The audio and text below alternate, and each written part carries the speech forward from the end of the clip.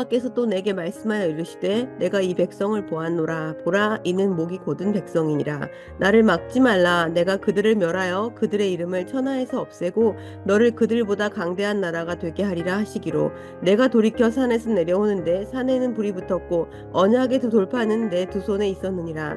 내가 본즉 너희가 너희 하나님 여호와께 범죄하여 자기를 위하여 송아지를 부어 만들어서 여호와께서 명령하신 돌을 빨리 떠났기로, 내가 그 두 돌판을 내 두 손으로 들어 던져 너희의 목전에서 깨뜨려노라. 그리고 내가 전과 같이 40주 40야를 여호와 앞에 엎드려서 떡도 먹지 아니하고 물도 마시지 아니하였으니, 이는 너희가 여호와의 목전에 악을 행하여 그를 경노하게 하여 크게 죄를 지었음이라. 여호와께서 심히 분노하사 너희를 멸하려 하셨으므로 내가 두려워하였노라. 그러나 여호와께서 그때에도 내 말을 들으셨고 여호와께서 또 아론에게 진노하사 그를 멸하려 하셨으므로 내가 그때에도 아론을 위하여 기도하고 너희의 죄 곧 너희가 만든 송아지를 가져다가 불살라 찢고 티끌같이 가늘게 갈아 그 가루를 산에서 흘러내리는 시내에 뿌렸느니라. 너희가 다베라와 마사와 기브롯 핫다아와에서도 여호와를 경노하게 하였느니라.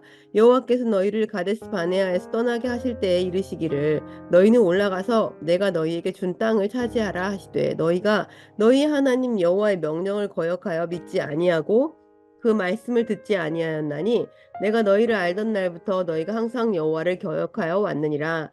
그때 여호와께서 너희를 멸하겠다 하였으므로 내가 여전히 40주 40야를 여호와 앞에 엎드리고 여호와께 간구하여 이르되, 주 여호와여, 주께서 큰 위엄으로 속량하시고 강한 손으로 애굽에서 인도하여 내신 주의 백성 곧 주의 기업을 멸하지 마옵소서.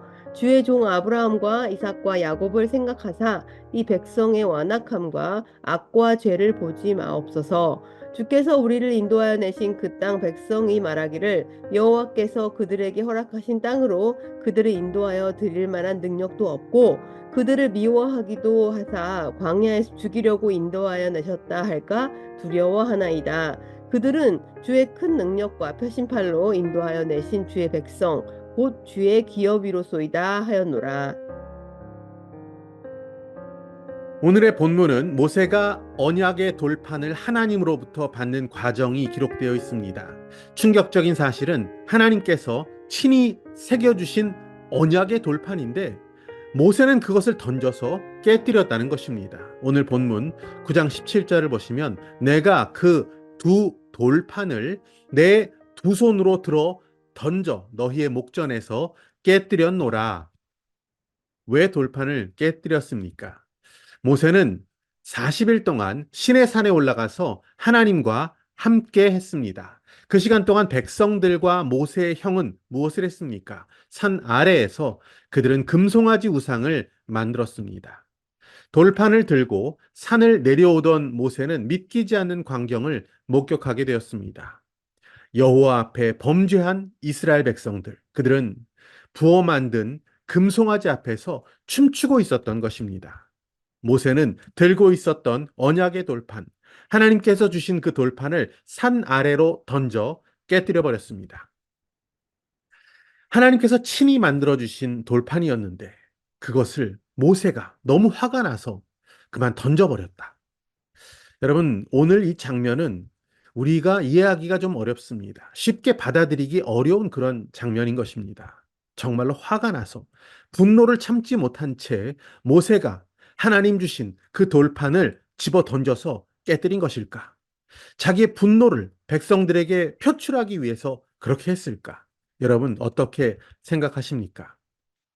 하나님으로부터 십계명의 돌판을 받았습니다. 거기에는 백성들이 반드시 지켜야 할 가장 중요한 하나님의 법이 적혀 있었습니다. 그 돌판을 이제 백성들에게 전달해야 하는 순간이었습니다. 그때 산에서 내려온 모세의 눈에는 백성들의 그 참혹한 우상숭배 현장이 벌어지고 있었습니다. 금송아지, 그리고 우상숭배, 춤추고 있는 백성들. 그의 손에 들려 있었던 그 돌판에 새겨진 계명 중에 두 번째 계명, 그것이 바로 우상 숭배에 관한 것이었습니다. 우상을 만들지 말라고 하셨고 절하거나 섬기는 것도 금지하셨습니다. 그 내용이 모세의 손에 든 돌판에 적혀 있었던 것입니다.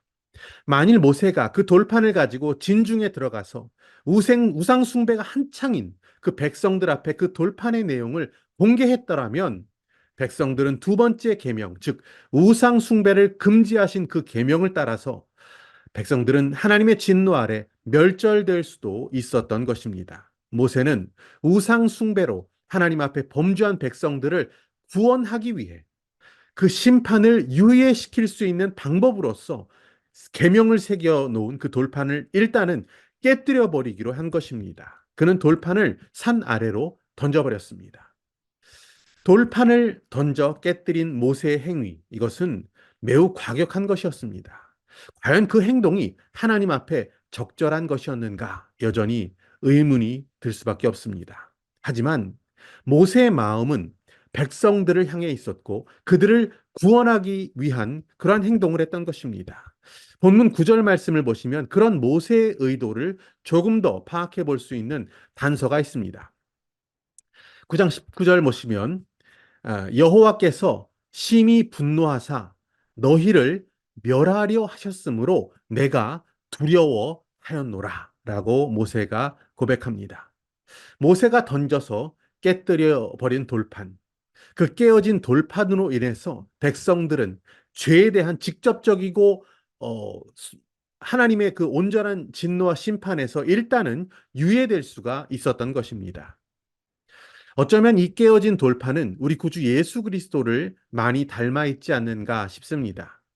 하나님의 말씀이 새겨진 돌판, 그것은 말씀이 육신이 되어서 이 땅에 오신 예수 그리스도를 생각나게 합니다.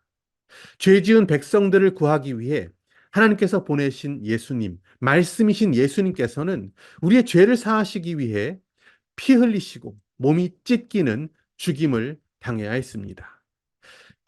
하나님이 직접 쓰신 말씀, 그 돌판이 깨어졌던 것처럼 예수님께서는 깨어져 우리를 구원하셨던 것입니다. 돌판이 깨진 사건, 이것은 단순히 모세의 분노에 관한 것으로 바라보기 어렵습니다. 우상 숭배에 빠진 백성들, 그들을 진멸하시려고 하는 하나님의 분노보다 범죄한 백성들이라도 그들을 구원하시려는 하나님의 사랑이 더욱 크다는 것을 모세는 알고 있었습니다. 모세는 하나님의 마음을 닮은 자였습니다.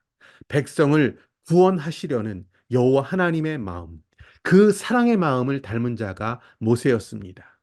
이스라엘 백성들을 위해서 모세가 중보했던 것을 한번 생각해 보면 이렇습니다. 그는 주께서 기록하신 책에서 자신의 이름을 지우더라도 백성들의 죄를 용서해 달라라고 떼를 쓰는 자였습니다. 모세는 한 영혼이라도 더 구원에 이르게 하려는 아버지의 마음을 닮은 온유한 자였던 것입니다.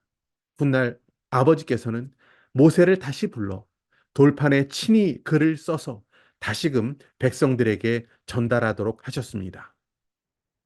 오늘도 아버지 하나님께서는 범죄와 타락 가운데 빠져서 아버지를 찾지도 부르지도 않는 이 악한 세대를 향하여 오래 참으시고 심판을 유예하고 계신 줄 믿습니다. 잃어버린 영혼을 향한 아버지의 간절한 마음을 기억하며 살아갈 수 있는 저와 여러분이 되시기를 소망합니다.